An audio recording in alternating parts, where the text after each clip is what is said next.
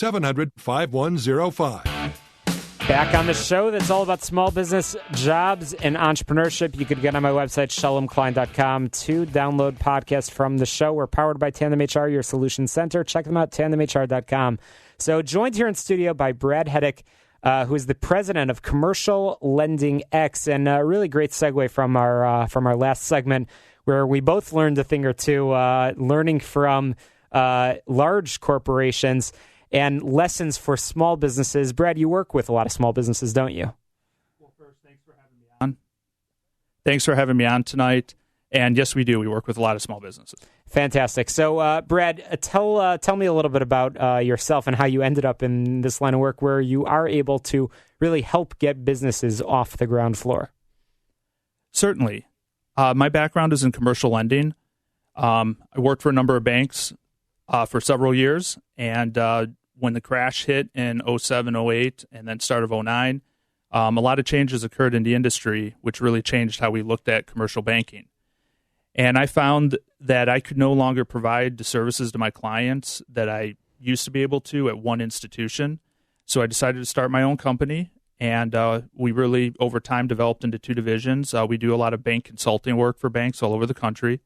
And then the other side of it is we help small business owners, real estate investors, really anybody looking to borrow money to fund some sort of business purpose, get the capital that they need. And in the old days, you could walk into a bank and more than likely get your funding. But today, it's not that simple. And with the new regulations that have come out and how lenders have kind of tightened their belts and gotten a little bit more serious about credit, people need to find alternative funding sources. So we've really branched out, and we've got a lot of hard money lenders, specialty lending funds, and other sources. So you know where to look to find a small business or any business the funding that they might need to take their idea to the next level. So what's your unique value proposition? Again, why somebody should go to you rather than one of the big banks down the street? So it's really twofold. One of it is that we present a whole bunch of solutions that people aren't going to find on their own. And there may be solutions that fit better for them than the traditional banking market, or they may not fit in the traditional banking market. But the second piece of it is with our background in credit and underwriting and the consulting work we do, we really understand what's going on in the industry, and we bring that higher level touch and feel to the borrower, helping them understand what they need to do to fix their financials or how they maybe need to change how they do business to qualify for certain types of financing, and then work with them to package their request to help them get that financing done. And like I tell a lot of clients, we've had customers come to us that have walked in the door and they drop a loan package on a lender's desk, but if they don't get it to the right lender or maybe the right lender in a bank, 'cause there's different departments, or the right institution, they'll just keep getting rejections. But if you put that package together the right way and just get it to the right person, you can oftentimes get a solution. So it sounds like you become a partner in many ways to the business owner in actually helping them not just provide the prepackaged solutions, but actually come up with the right solution for them. And Brad, would it be correct to assume that you can work with both startup businesses as well as established companies looking to, again, go to the next level? Of course. We actually do provide financing for a lot of startup businesses or smaller businesses expanding. To be honest, there are more challenges that exist for those types of businesses, but there are a lot of solutions available out there, and we're fluent in a lot of them. Are there any specific industries that you've worked with? The advantage I had when I was in banking is the banks I worked for, I was never restricted in what I could do. So between that and the consulting work we've done with banks, there's very few businesses or industries we haven't seen. So we do just about all real estate types for real estate investors, and just about all business types. Every once in a while, somebody throws me a curveball I've never seen before, but it doesn't happen too often. So you're pretty involved in the community. You not only run your company and focus on the business side of things, but you are civic-minded. Tell us a little bit about some of the networking that you do and some of the ways that you and perhaps even the team over at Commercial Lending X are involved in your neighborhoods, in your communities. So we are involved locally. I happen to be a trustee in the Village of Lisle, so that kind of networks me in a little bit that way, but involved with local chambers and really a number of other business organizations, just trying to get the word out there and let people know that there is a solution. And when they do struggle to find financing, they don't need to hit the panic button. We may be able to help them out. That's great. And your office is in Naperville. Tell us a little bit about some of the lessons that you've learned in getting into business, because you, like your customers, like your clients, you're going through this exercise as well. It sounds like you've been a lender for a long time, but you've been on the other side of it. You've been with some of the bigger banks and lending on that side of things. Is there any lessons that you've learned that you wish somebody that might be in your place right now trying to establish something that you would have known at the time? I would say the biggest thing that I've learned over time is you have to be willing to adjust. And adjustment comes in a lot of different formats. It could be adjusting your business model, who you're targeting. It could be adjusting your marketing, how you're going about getting your word out. But you have to be open to taking advice when something's not working, changing how you approach it and finding another way to work it. And when we first started out, we were doing consulting work for some of my former bank clients, and we were doing lending. And I kind of fell into bank consulting because I got asked by a bank I know to come help them out with an issue they had with the regulators.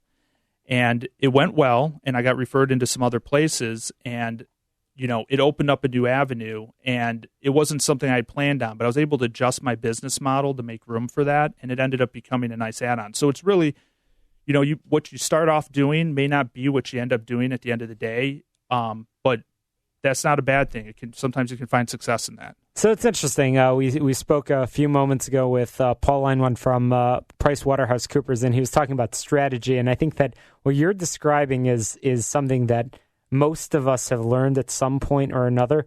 That again, with all the strategy in the world, you sort of need to ride the wave, and you sort of just need to go through the experiences. And you need to plan. You need to have a strategy, but you also need to be willing to adjust and adapt and work with your customers and work with your clients, which are become your best assets. And that's absolutely true. And there's kind of a funny statistic out there. If you look at generational businesses, first and second generation businesses usually seem to survive well, but oftentimes when they get into the third generation, they get off the rails somehow.